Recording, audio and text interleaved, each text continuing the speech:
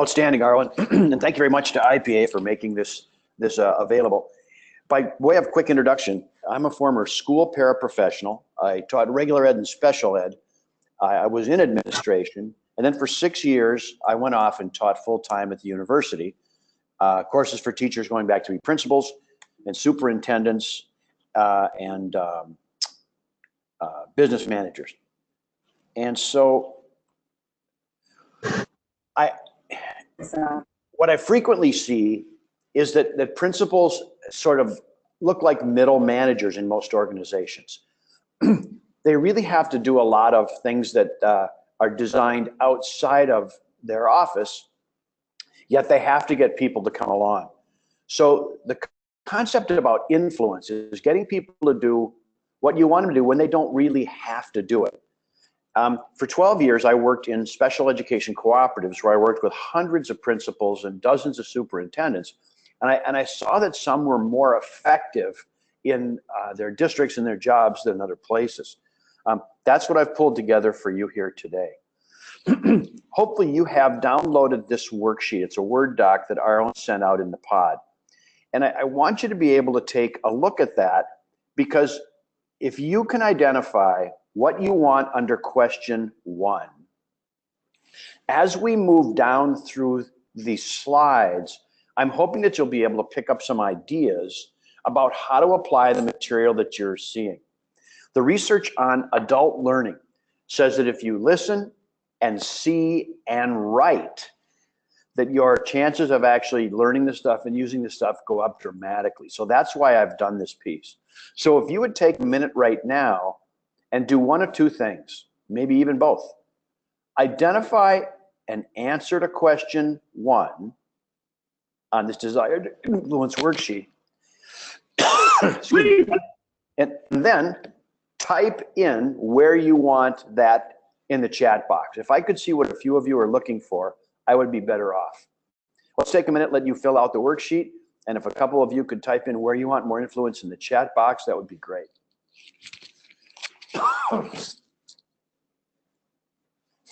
Arlen, I am struggling with a cold here, and I want to make sure that I don't cough in everybody's ear for the next 59 minutes.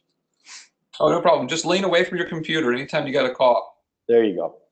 There's also the mute button on your microphone. If you need that at any time, you can click from the control panel. There's the microphone, and you can turn it from green to orange. Outstanding. Thank you. You bet. Well, I'm not seeing anybody type in. That must mean that people are doing it on the individual sheet. So I'm going to move here. I'm going to give you a couple of pieces about why some leaders get people to follow along more often. This is from a book called Joining Together by the Johnson Brothers. And the Johnson Brothers are 2 professors from the University of Minnesota. And together they have actually forgotten more about getting teams to work together than anybody else is going to ever know. These guys are absolute savants. In their book, Joining Together, which is moving teams from sort of roughly assembled to highly functioning, the Johnson Brothers identified these 5 bullets in an early portion of the book. And they suggest that these are what leaders have to do to set the stage so that people voluntarily come along. These are pretty simple and easy to understand, but I want to draw your attention to the second bullet, vision. Vision is, in my experience, the most underrated and underutilized leadership tool imaginable. If Arlen is my supervisor or my boss, and Arlen tells us where we're trying to go on an initiative, or he walks over to my workstation, or he walks over to my classroom and says, you know, Bruce, here's what it's going to look like when we have the new software in place. Here's what it's going to look like. And it looks like it should benefit you and me and students and parents. As he establishes more of a mutual vision, not because he has a big ego or because he's real pushy, but by clearly identifying the assets of that new vision, I become more engaged and I'm more likely to follow his lead and say, well, what do you need me to do? So in establishing a vision is an incredibly important tool as you're trying to create influence. And it doesn't mean that you have to, stand up on the mountaintop and yell and get people to do this. It's just really clearly saying, here's what I want it to look like by the end of the year if we have a better behavior management system in place. Here's what it should look like midway through second semester if we're really doing a nice job with whatever. Vision's really important. The rest of these are pretty simple and easy to understand. Another piece here, and this is from Harvard Business Review. This one suggests that leaders who can work these three levers are more likely to get people to come along. So please know that the first one, creating a feeling of significance, that's not the same as giving somebody a worthless compliment. Here's a worthless compliment. Hey, Arlen, can't thank you enough for all the good work here. Here's a specific compliment. Arlen, your customer service in setting up this thing and making sure that the technology is flawless is really exceptional. Thank you for the time yesterday and today. That's how we make people understand their feeling of significance. It can't be vague. Two, that we're trying something that's bigger than just you or just me. And the third, we're good enough here to try something that's just a little challenging and it might be a little edgy. Now, you actually have this as your printed handout in page 1. I want to go through the leader's window. Oh, Mary, the two authors are Johnson and Johnson. And I'd like to give you a minute, right? I'm going to actually put a note here. I'm going to type in my cell number and my email address. So if people want to follow up after on questions like this, I can get back to them. Oops, pardon me, there's an HTTP that doesn't need to be there. It's bruce@bigrivergroup.com. Beth, I'm going to go back here on the prior slide. The third was that we create excitement and challenge that edgy feeling that we're trying something here. Beth, this one means that in reality, we are good enough to try something different, that we've got the capacity to try something that's a little novel. I'm going to make it easy here. We're going to be hard on the problem, easy on the people. But we're good enough to try something that's a little out of the mill. When you try to work these three variables and lay these out for people, they're more likely to come along. Oh, I'm going to step back on this one. Beth, there's one more here that might be of interest to you. If you tell me as my principal that we are going to try something new, there are 3 doors that I need to go through before I follow your lead. This is the 3 doors exercise. Door number 1 is what's in it for me. So when you tell me we're going to use behavior management system in the building, I better literally see that it's going to pay some benefits for me, or I don't care, and I'm not really going to be involved in it. Once I get through door number 1, what's in it for me, I'm faced with door number 2. And door number 2 is, can I do what Beth wants us to do? So I've got to get through door number 2, or else I'm going to stand there and nod and go, Beth, that's a wonderful thing. I can't wait to get started, which means I'm going to go back to my classroom and do what I want anyway. Door number 1, what's in it for me? Door number 2, can I do what's expected of me? And finally, door number 3, if I'm not able to do it right the first time, am I safe here? So if on the new initiative, I believe that if I don't do it right, Beth is going to jump all over me, I'm not going to do it. If I believe I'll be ridiculed by teammates or held up to derision, I won't do it. And if I believe I won't be effective while talking to students or parents, I'm not going to do it. So those 3 doors, what's in it for me? Can I do what's expected of me? And if I don't do it right the first time, am I safe here? Those are the 3 doors I have to get through when you are trying to do anything. And leaders that have a lot of influence are more likely to get people through those quicker and smoother, so that people voluntarily look at your vision and then come along. Now, this book, if you've printed out the handout, is by Beck and Yeager, first published in the early to mid 90s. I think the sample that you're looking at has a 2002 copyright date. There's actually a 2011 rewrite and a 2017 rewrite. The book is about $20 new online. The book is about probably $5 used. I want to tell you about why this is a tool that will help you gain more influence. Jennifer, the third door, if I can't do what's expected of me, am I safe around here? And Carla, thank you for the information. Thanks, Beth. Okay, good. The leader's window has particular merit because in the first 20 pages of the book, there are 10 little story problems on pages 5 through 9. The story problems are multiple choice. And as you're going through them and you read sort of the problem the leader's facing, you score the multiple choice answers. And then after filling out those 10, you end up with a 4 percentile scores that add up to 100%. What you have is then a percentile for each window. There's actually a 200-page or a 200-item online assessment that you can take that the authors developed, but this one has the most predictive validity.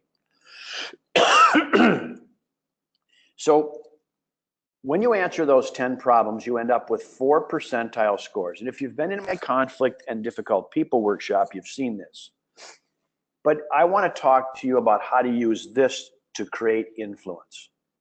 I'm going to take a minute and go through each of the styles, and then we'll talk about how to use them to create more influence.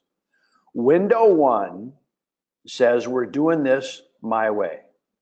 In window 1, it's my decision with no input from anybody else.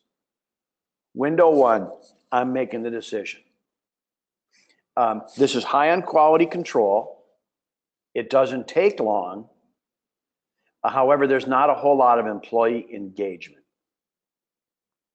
In window 1, if I was using a metaphor or an analogy for interviewing, I would say, hey, everybody, we need a new school secretary. I held the interviews. Say hello to Nancy or Jim. Window 1, it's my decision. Window 2, we're going to talk, but it's my decision. So in window 2, I want to know what you think. I want to know what your experiences are. I want to know what your thoughts are. After I hear those, I'll make a decision about how we're going to move forward. Window 2 in an interview situation would play out like this. I'd like you all in on the interviews, and when it's over, I'm going to ask each of you confidentially what you thought of each of the clients. I don't want you to rank them. I don't want you to tell me who you want or don't want. Give me an upside and downside on each person. After I hear from everybody, I will make a decision about who we hire. So window 2 is high on quality control. It's still pretty high because you're making the call. We're starting to increase employee engagement, but it takes a little more time. So window 1 is I decide. Window 2 is we talk, I decide. Window 3 is we talk, we decide. So in window 3, I would like you all to be in the interview. When the interview is over, we'll have a discussion and we'll decide together who to offer the position to.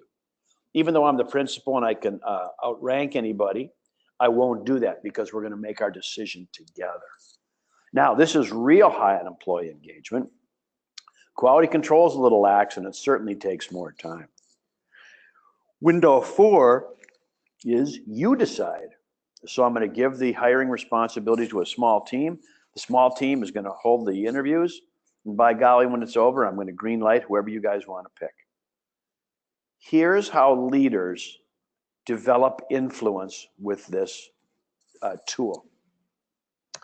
My best principals and my best, by the way, I work with about 120 school districts and governmental units a year.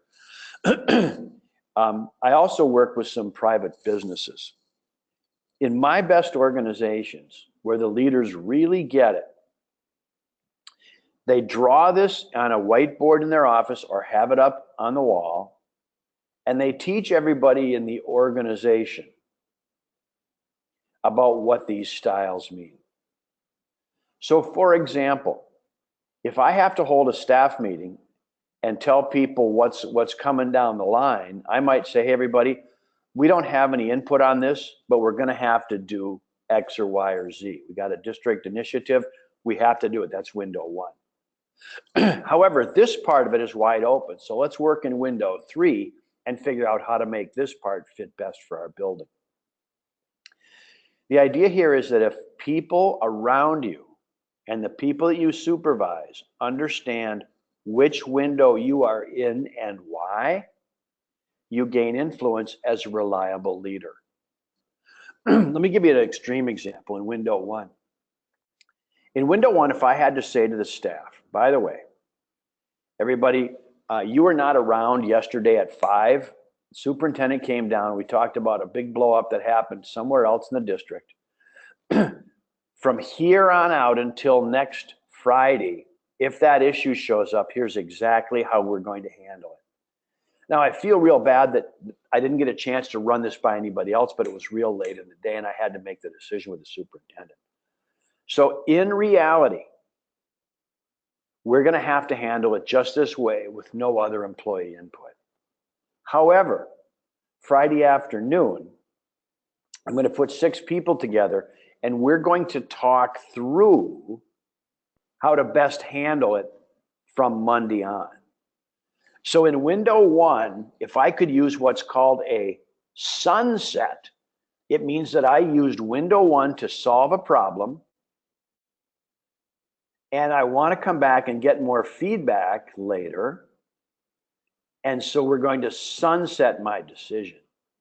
When I, as a leader, let people know what window I'm in and why I chose that window, why it fits, and what to expect with the next step of the implementation, you get tremendous influence because people say, hey, he or she is making a decision after a lot of cognition and problem solving. They're not just going to their favorite style. So the idea with a leader's window is if you can teach this out to everybody, and I believe you can teach it to all of your employees in less than 5 minutes, you explain to people the windows, and then when you work on an item, you say, everybody, here's why I'm in window 2 on this, or here's what I'll be using window 3 on this.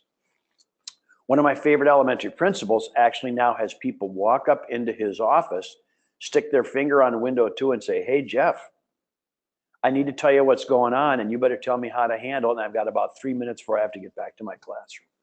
So I believe that by showing people how you're making decisions as a leader, you gain tremendous amounts of influence.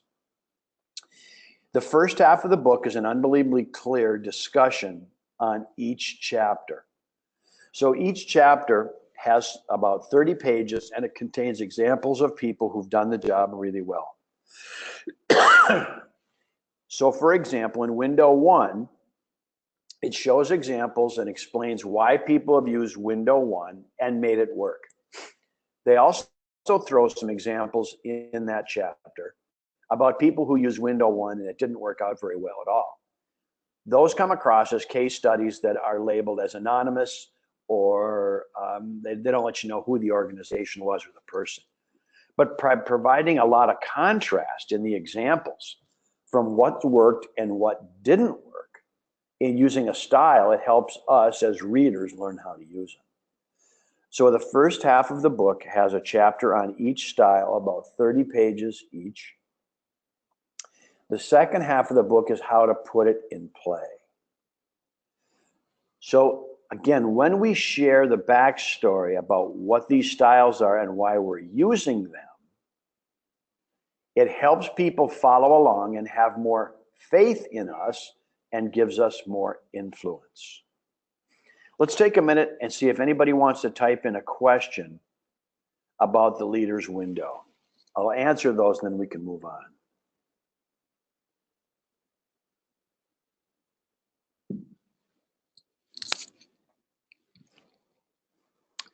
Arlen, it looks like we're up to 106 people. That's good. Yeah, very exciting. That's got to be one of our record breakers right there. Well, good. Well, I'm going to keep moving. Oh, by the way, I mentioned the book's about 20 bucks online, new. The author is a friend of mine. And if you're going to use the book as a book study or an administrative thing or something to read, you're going to order multiple copies. If you get a hold of me, I'll put you in touch with his company and they can give you a little break on the books and ship them right to you. Let's go back to your worksheet. Under number 1, you identified sort of where you want to have more influence. That's what you did. Under step 2, let's have you fill out A and B. What did you learn from the applied research about why some leaders get people to follow more often? And what style might you use from the leader's window? While you're taking a look at that, Veronica, quality control is pretty low in window 4 because you're really handing the work off. You have very little control about how well it's going to be done. So as you go from window 1 to window 4, there's decreasing quality control, but there is increasing employee engagement. In terms of engagement, window 3 takes the most time for the leader because he or she is participating with the group in the decision making. Window 1's real quick because the leader decides. Window 2 is fairly quick because there's some input that's learned and then the decision gets made. Window 3 takes the most time. And actually, in reality, in window 4, the leader doesn't spend much time at all because they kickstart the initiative and then check in.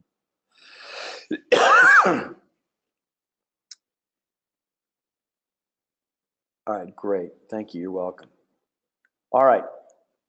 So what we've done so far is looked at a couple of pieces from the Johnson Brothers and Harvard Business Review about why some leaders manipulate variables to get people to follow their lead, cultivating more influence.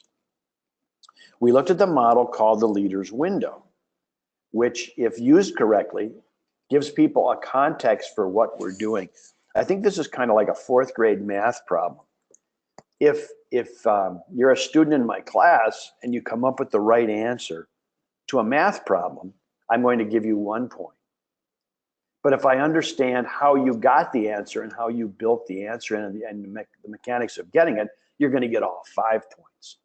That's what I believe it does when we show people the leader's window. Let's see if we can answer Beth's question here. Oh, Beth, okay, got it. Beth, I'm gonna go off script a tiny bit here to answer your question, but we've got plenty of time to bring it in on time here. Beth, if you could draw a box, just 4 sides to a square on a piece of paper, prior to delegating a task out, if you can use this box, and it's called Designing Change, and I can send it to you if you want it as a Word document. But in the center of the box, you have to identify your vision for the project. So using the window 4 example, let's say that we hold in the middle of the square, I write down 2 new teachers get hired and onboarded effectively for 2nd semester. Now, on the outsides of the box, on each side, I identify something I want the team to make sure they take care of. So here's 1, ask only legal questions. 2, ask only behavioral-based interviewing questions. 3, check all references. And 4, keep me updated every week. Oprah Winfrey uses the same tool. When Oprah Winfrey says to her tech team, hey, tech team, I don't know how to design a website, but I'd like to provide some feedback to you about what I would like the website to look like. So she stands up at a whiteboard with a black marker and draws a square. And along one side of the square, she says, here are the features I would like the site to have. On another side of the square, she says, here, here's what I want in terms of general appearance of the website. Third, here's how I want people to feel when they interact with the O brand. And 4, I want it done in 30 days. What she's doing is developing a set of expectations with a vision in the middle, the vision being the new website. And she's showing people the boundaries and the non-negotiables for getting the job done. So in terms of sending people off with that and getting people to delegate and do what you want, in window 4, if you can give people their work where you've scripted the outline, you're going to have way more success. A friend of mine is a superintendent, and his cabinet will not leave the office until he draws the box. So after Jeff says, hey, we're going to do this, or we're going to do that, or we're going to do this, we're going to do that, the team says, Jeff, we're not doing anything until you get up and draw the box. So he gets up and he on the first side, he goes, we can't violate the master agreement with this initiative. 2, I want weekly updates on how it's going. Third side, you each have $3,000 to put this thing in place. And 4, I need you all in front of the board 30 days from now to tell them how it's going. When you build that level of quality control in, then you can hand work off to people a little easier. And Arlen, people are looking for that designing change. If you and I can talk offline after, I'll get it to you and you can shoot it out to them. Thank you. Now, let's talk about some other tools that should help you increase your influence within your district. This is an interesting piece about why teams fail, and it's written from another consultant who I value. And she said, these are the things that cause teams to not work out. So as you're trying to create more influence to hopefully move your school along, these are the things that could get in the way. I'd like you to be thinking about which of these needs special attention in your organization. Is it people aren't very accountable once the building leadership team makes a decision that it's hard to get grade levels or departments to be accountable? Is it that we have a lack of trust? Have we merged a couple of schools, or do we have a lot of people that don't have any trust? Not sure of what the team's supposed to do or what the principal's supposed to do. These are the things that cause people to get a little sideways. And if you're an influential leader, you're going to help people move through these problems a little quicker, not necessarily through charisma, but through the use of tools. And I'd like to show you some tools now that should help you with that. This funnel contains all of the steps that you develop when you're doing a strategic plan for an organization. And I am not suggesting that you do a strategic plan. As a matter of fact, I was a victim of some pretty bad strategic planning early on in my administrative career, and I really stayed away from it as a result. What I'd like to show you, though, looking at the top, is that hard data and soft data are the beginnings of creating more influence with people.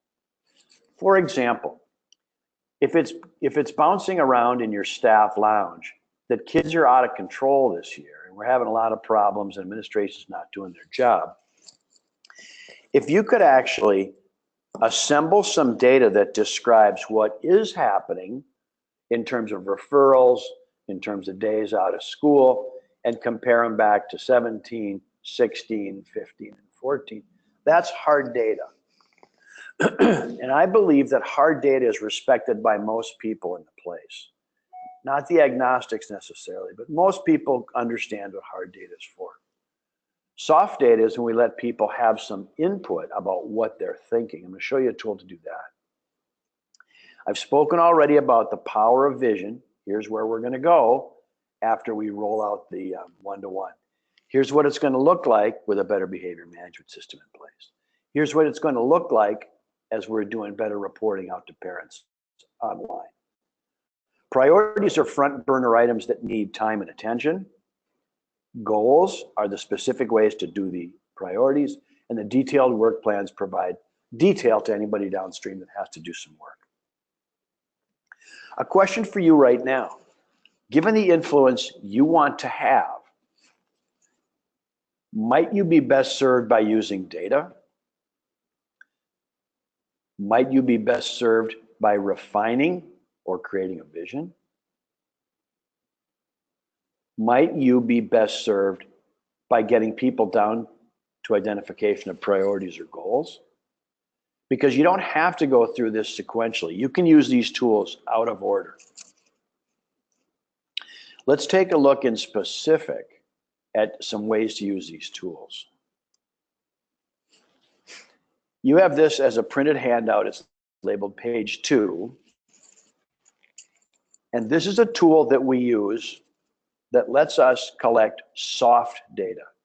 Hard data is measurable and calculable. Soft data is everyone's perceptions.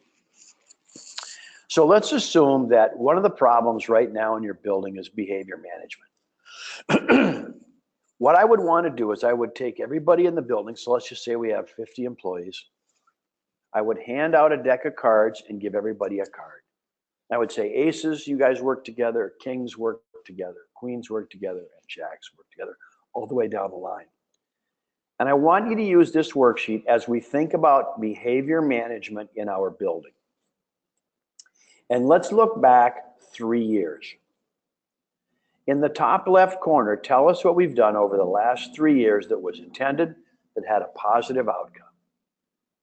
You could tell us about singles or doubles or triples or home runs. But I'd like you to tell us what we're doing right, because we shouldn't mess with those things. In the top right, tell us what we've tried to do to improve behavior that hasn't worked out as well. Don't toss anybody under the bus. Let's be hard on the problem, easy on the people here. But in the top left, these are things we've done over the last 3 years that are working for behavior management. In the top right, these are things that are not working as well.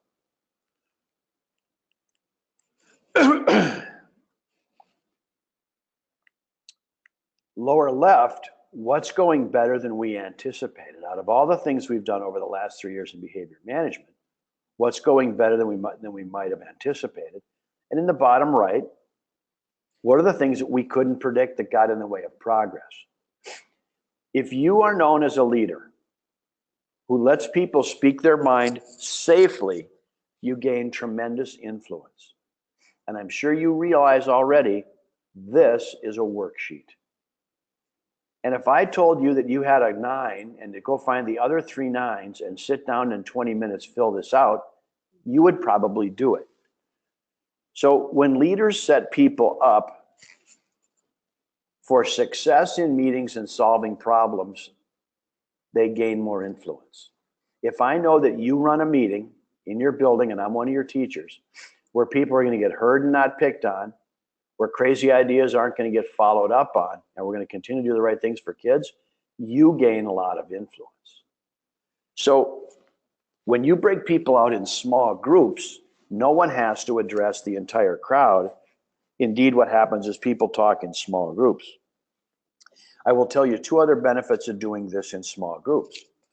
1, everybody else cross-trains each other. So what happens is you don't have to tell people what's going on, they tell each other. Third, we start to realize that some of the stuff being pushed around by our negative or unhappy employees is not necessarily the case. So we create influence by letting people get involved in identifying the problems. Would you please use the chat box and tell me the name of a team and a topic that you might be able to use this worksheet with in the next 30 days? Please type in a team and the topic. So it could be a building leadership team working on interventions. Sonia, you would have your PBIS team take a look at discipline. Okay, cool. Yep, SIB team working on climate. Thanks, Bridget. Great, great. You remind people that we're going to measure how we got here. That's the nature of this tool. And again, if you're a leader that helps me safely say what I think and I get heard, you gain tremendous influence with me. Now, what you tell people prior to setting this up, man, thanks for the answers, everybody. This is great. What you tell people is that, you know, all this advice is advisory at this point. It doesn't mean we're going to do anything. But by using everybody in the room in our school, we're going to have a lot better handle on what the issues are. We're going to move forward. What I want you to realize is the top right corner is the most important part of the grid, because that's where new goals come from. The things that are identified in the top left corner are things that you will probably keep doing. In the top right, these are things we need to go back and double down on and figure out how to make them work because they didn't work with our initial approach. The things in the lower left, let's not get in the way of those. And quite frankly, the things in the bottom right, we can't control. But I'm excited for you guys to think about actually using this, because when you're a leader, again, who lets me speak and lets me see what others think safely, this is a good deal for me. I'm going to keep moving on the tools here unless anybody has any questions. Oh, by the way, when you use this tool, there are two dynamics that you have to identify. The topic and how far back you want people to look. So, Craig, regarding the RTI team on Student Reward Day, do you want them to look back over 1 year, 2 years, 3 years? Jennifer, MTSS, you know, again, 1 year, 2 years, 3 year. If you can identify the topic and the look back period, you will set people up for success.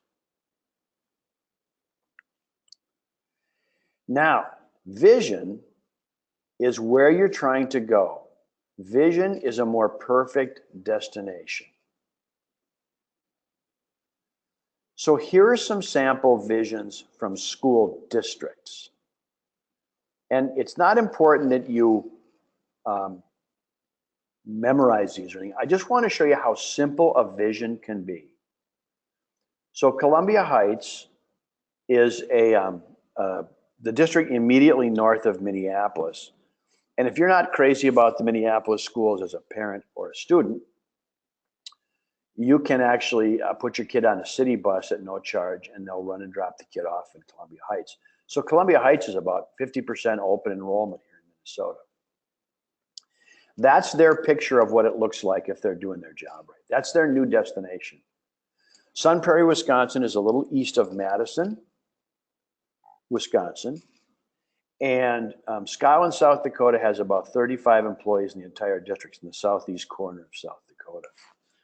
But each one of these groups got pretty specific about what it should look like. That's vision. Now, the superintendent probably could have done one of these, him or herself, but they actually used this next worksheet to get that done. In terms of creating influence, pardon me. In terms of creating influence, the more you get me involved as an employee with designing the future, the more engaged and optimistic I am, and the more I will attribute influence to you. So I'm working with an insurance, a large national insurance company on Friday.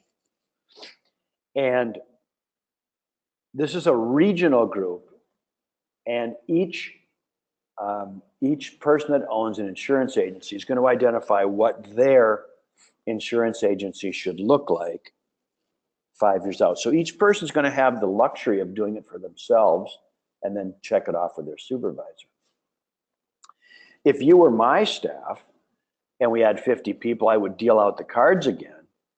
And I would say, hey, everybody, our behavior management team, or the PBIS team, is working really hard on changing our behavior management system. So would you please tell us exactly what it should look like on June 10th if we've done a great job with behavior? So you can change this. It's a Word document, and you can change the piece under step 1 where you identify how long you want to work. So you could literally say in 6 months or in a year or 3 years or 5 years. And then you also put the right language in, so it could say You know, what will it look like? Tell us what it'll look like on June 15th if we've really done a good job retrofitting our behavior policy. What happens is people break into small groups and they get really invested in identifying what it could look like if it's working well. You put up a lot of paper on the walls of the room and people go up and write down their individual items. You give each people in the room 3 adhesive sticky dots and they go up and vote for the ones that are most important to them. So what happens is all 50 of you are going to spend 150 dots, but out of the 30 or 40 or 50 items written up there, we're going to come up with the top 5 or 6. Again, the vision could be as broad as our school. It could be for narrowing the achievement gap. It could be for something as micro as rolling out one-to-ones.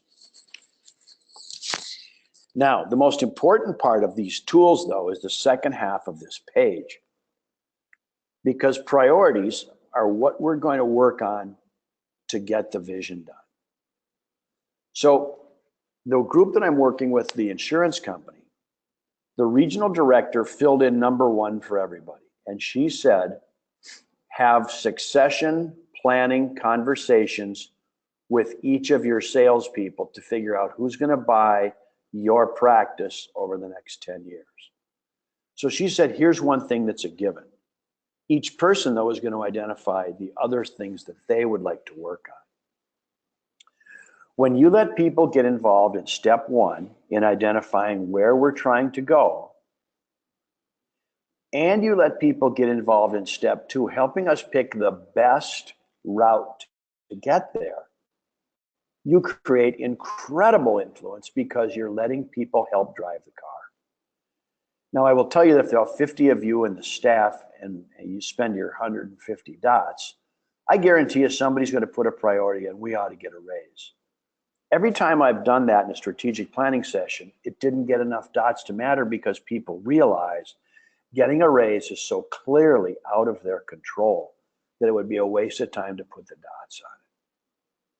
So let me toss another question out for the chat box. Who here needs to either write the items in on number 1 or let an employee group create the items under number 1? If you're going to type in, tell us what topic and who the group might be that's going to do it. I'd like to know, for those of you that are doing this, where step 1, articulating a clearer vision, would be of help.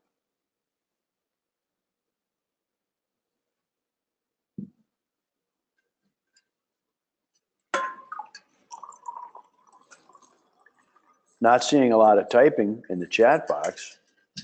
Let's go to step 2. Denise and Beth, thanks for bailing us out. Yeah, good.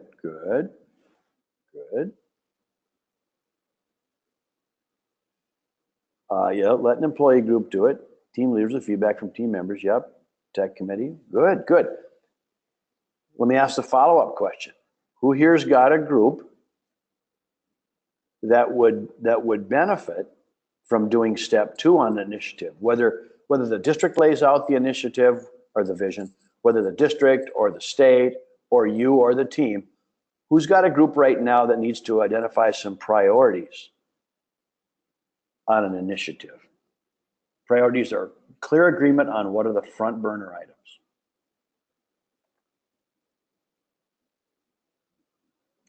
This is actually the step that's the most strategic within strategic planning. Denise, you did this with your entire staff as a whole school, starting with the PLC leaders. Did you work on vision and priorities with the group?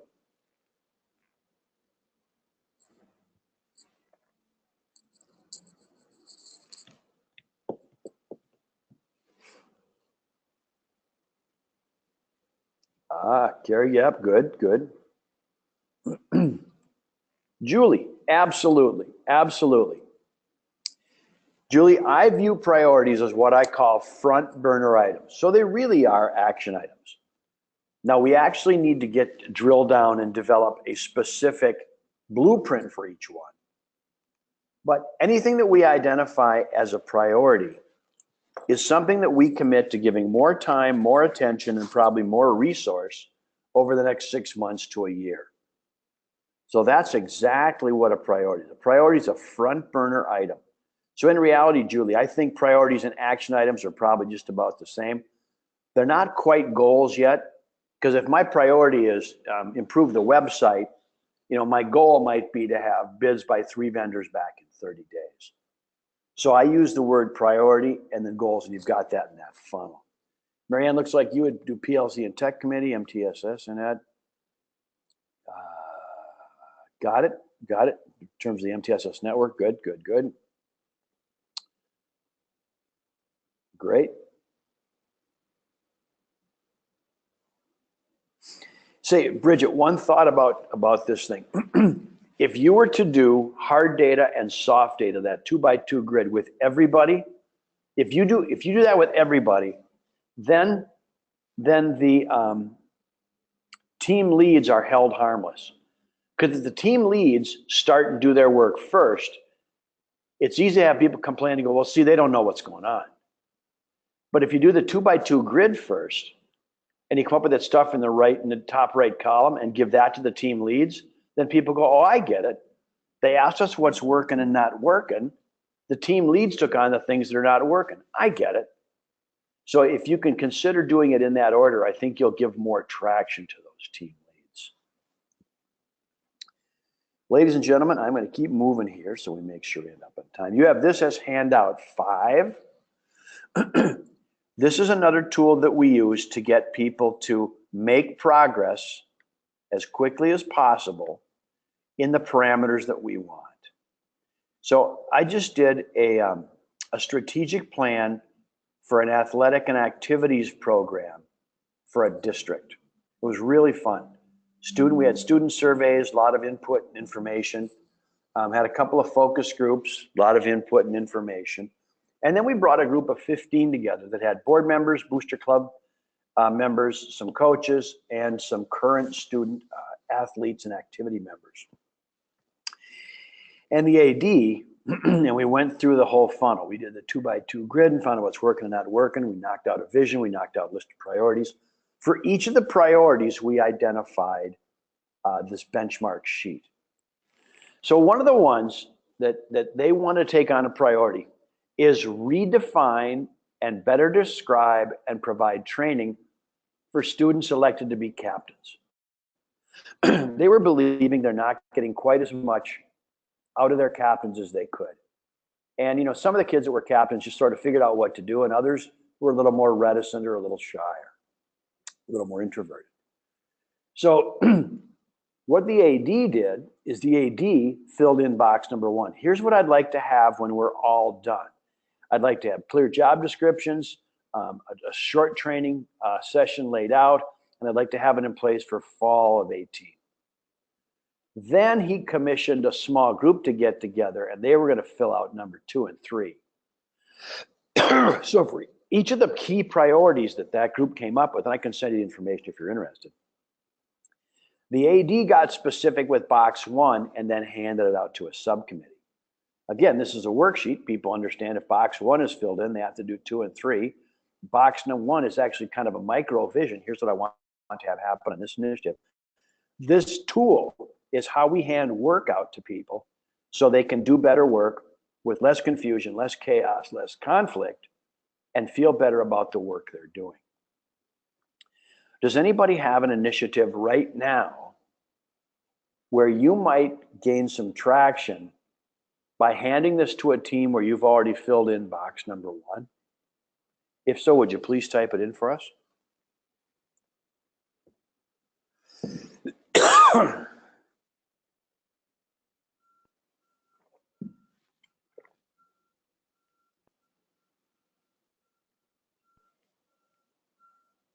Denise, what might you want to accomplish on mastery learning over the next 6 months or year? What might you put in that box 1? Or RJ, what might you put in box 1?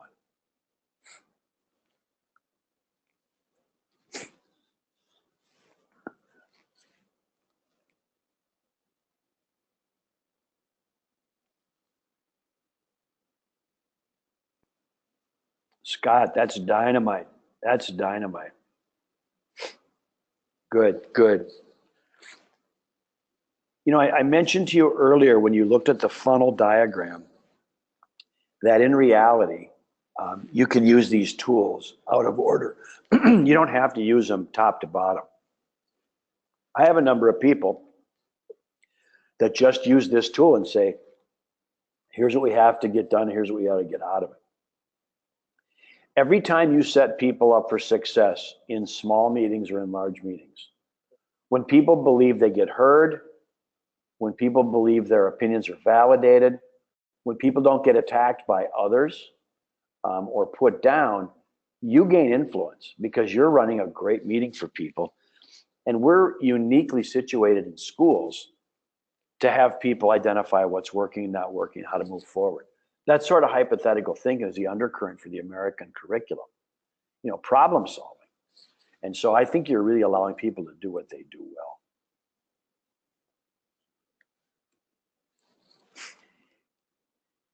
This is a tool that my best clients use to create influence as leaders by repeatedly showing people what we're working on inside the school. So in the left column under implementing, people identify the top 2 or 3 things we're working on. We're going to redo PBIS. We're going to redesign a rollout of one-to-ones, and we're going to work on community mentoring within the school. Every time the group gets together, there's a very quick, where are we on these? And so you ask the champion of each of those initiatives to provide an update. This can also be stored on Google Docs, obviously. But the most organizations I work with actually have it on a big whiteboard that they use to draw attention to when they're working. The middle column are things we're looking on or looking into that we might not commit to doing anything with. These are things we're investigating. So we want to investigate some flexible scheduling. We want to investigate a different warranty program for our one-to-ones. We want to investigate a new special ed software. Things in the middle column are things that we will look at and look into and then decide if we want to move them into the left column. The far right are things that we don't want to forget about.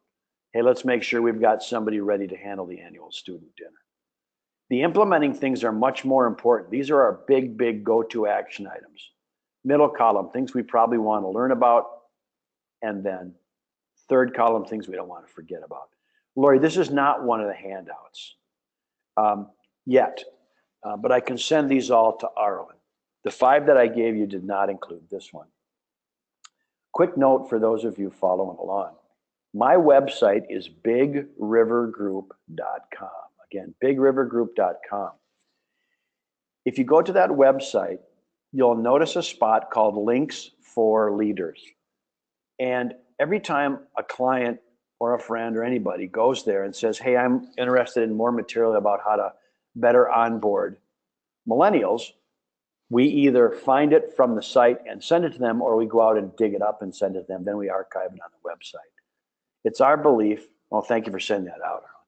It's my belief that the problems that people have deserve some pretty immediate resources. So you can hit Ask Bruce or contact us on the website, tell us what you're looking for, and if we don't have it, we'll find it and send it to you within a day. These tools that you've all seen here are in a section of the website called Chainsaw Planning. So I'd be more than happy to get those to you. Really got one more item to go through here, but what you're really looking at here is the use of C and D. You know, are we making effective plans as a group, and does a group have tools to be accountable? And here's the tool for accountability. This is nothing more than an Excel spreadsheet, handout page 6. And I typically blow this up for my clients at a print shop so that it's 3 feet by 5 feet. So we could put in column 1 here, the principal. Number 2 could be grade 1, grade 2, grade 3, grade 4, grade 5, whatever they are. But the idea here is once we identify the priorities that we've identified in planning or off the types of worksheet, I want people to understand who's doing what to make things happen here. If I'm known as a leader who helps us diagnose what's working and not working, if I'm known as a leader who helps people participate and be held harmless for their opinions. And that if people actually get up and get work done on my watch, I have a tremendous amount of influence. Let's take a minute and go to the chat box and see if there's anything that can be touched on again, reviewed again, or made clear for the participants. Please type in anything that I can clear up or provide another example of for you.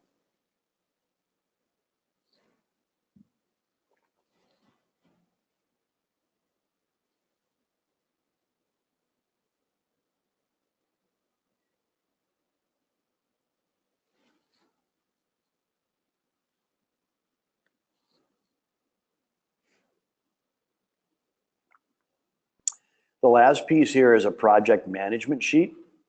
This is another tool that helps keep initiatives moving along.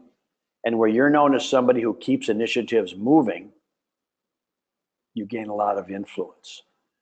Project management on this worksheet, I encourage my clients to only pick 1 or 2 or 3 of these things that they want to make sure they're rolling out. So just for example, let's just say that we're going to roll out a 1-to-1 again. Resource management might be number 1. Does everybody's machine start up when we hand it out? Project change control, are we getting real feedback in real time from all teachers about how the rollout went? And number 3, risk management. Do we have all parents and kids signing on with a knowledge of understanding and a contract to what they're going to do? The accountability tool is a huge piece of influence for you, because when you're involved in things that work and when your building is known as some place that really gets it all done, you gain tremendous influence. I'm hoping this has been of help to you. Please note that early on in the chat box, I sent out my cell number, which is 320-260-2612, and my email address, which is bruce@bigrivergroup.com.